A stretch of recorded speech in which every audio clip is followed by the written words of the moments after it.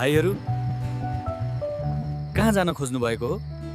दाइ हामी बरुवा बजार जान लागेको हो। हुन्छ भाइहरू बस्नुस्, म पुर्याइदिइहाल्छु नि, टेन्सन लिनु पर्दैन। रुको जरा सबर करो। यी त जाँड खाएर मस्त छन्। म एकछिन इन्जिन स्टार्ट गरेर फेरि यहीँ ओह्रालिदिएँ भने यिनीहरूले केही थाहा पाउँदैनन्। भाइहरू तपाईँहरूको बरुवा बजार आइपुग्यो, अब झर्नुस्। क्लाइमेक्स तो अभी बाकी है। दाइ कति पैसा भयो? तपाईँहरूबाट के धेरै लिने र? जम्मा 100 रुपियाँ दिनुहोस्। अर्को पटकबाट अटो अलि बिस्तारै चलाउनुहोस् नि। कतै केही भएको भए जिम्मेवार को हुन्थ्यो?